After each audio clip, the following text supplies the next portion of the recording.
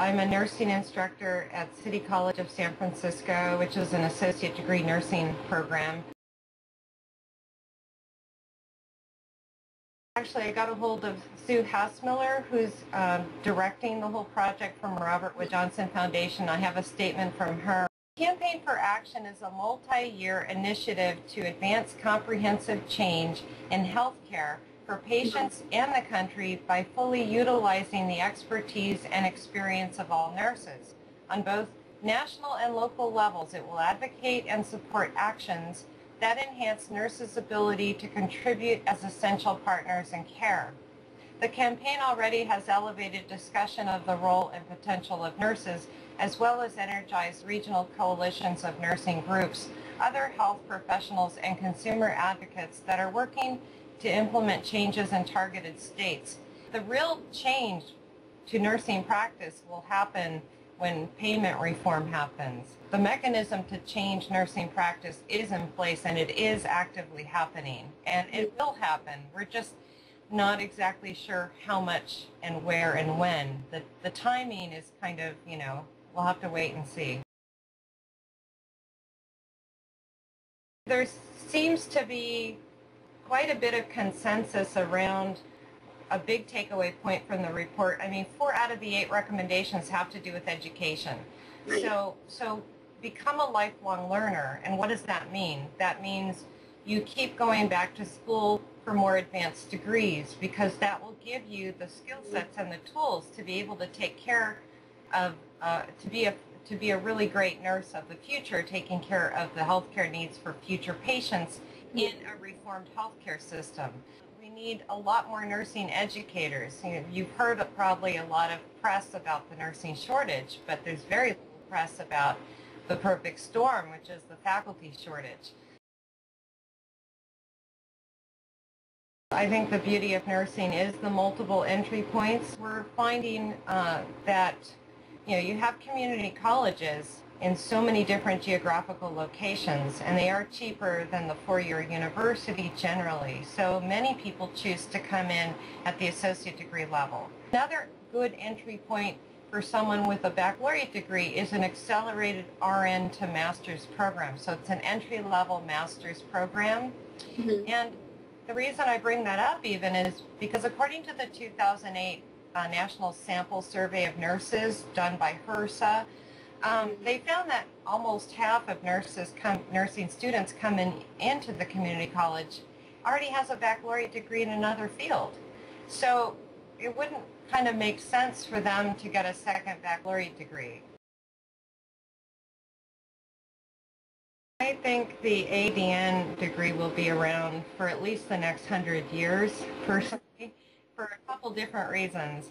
One is, have you looked at the nurses around in your community lately?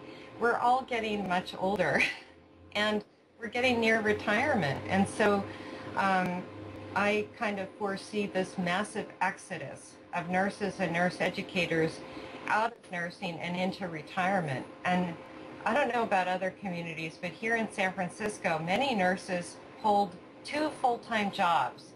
They'll work one job and then go work at another. And so they're taking up 2 jobs. So when they retire, that will even accentuate the shortage, because they're not just leaving one job, they're leaving 2. If you look at the diversity across LVNs, licensed vocational nurses or licensed practical nurses are what they're licensed as in some states, their levels of diversity more closely resembles the diversity of the population than the than RNs. So it makes sense in the future to have more LVN to RN programs, or LVN to BSN programs, or LVN to master's programs in nursing. So we're going to need all nurses, no matter whether they have an associate degree or a baccalaureate degree or a master's degree or higher. I know about bridge courses and bridge programs, kind of like to get one cohort into a new educational track, and perhaps it's a 1 to 3 unit course. And those are fine as long as they're bridging you to something really good. So if they're bridging you into a program where you're taking the same coursework or the same subject matter and you have a lot of curriculum redundancy, it's not a very good program because it wastes your time and your money. If, however, it's something seamless, like Oregon Consortium of Nursing Education, where 10 community colleges linked up with the university system, and they collaborated and developed consensus regarding the curriculum so that the first day at the community college nursing program is the first day of the baccalaureate curriculum, and then you're co-enrolled between the community college and the university. You don't have to fill out, more forms. Your financial aid follows you. They share resources, they share faculty. That is like the dream education consortium. So that's like becoming a role model for the United States.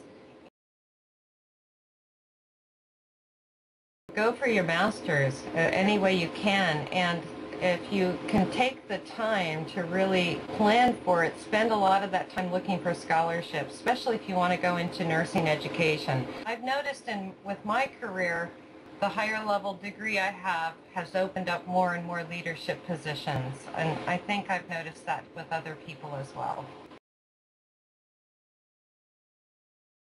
I kind of picture hospitals being big intensive care units because everyone else is being so well managed in their community, in their homes, and we'll see a greater use of technology. I kind of see like things like Skype and maybe perhaps Twitter, Facebook, maybe populations will be connected to their healthcare providers in many different avenues that we haven't explored yet. So definitely the use of technology will come into play. We need reforms that eliminate curriculum redundancy and make going on for your baccalaureate or master's value added. It's not, we owe something to nurses who go on for a higher degree. So we have to make it worth it for them. And I think the person that's receiving prevention or primary care will be much more involved with their health and their health care management.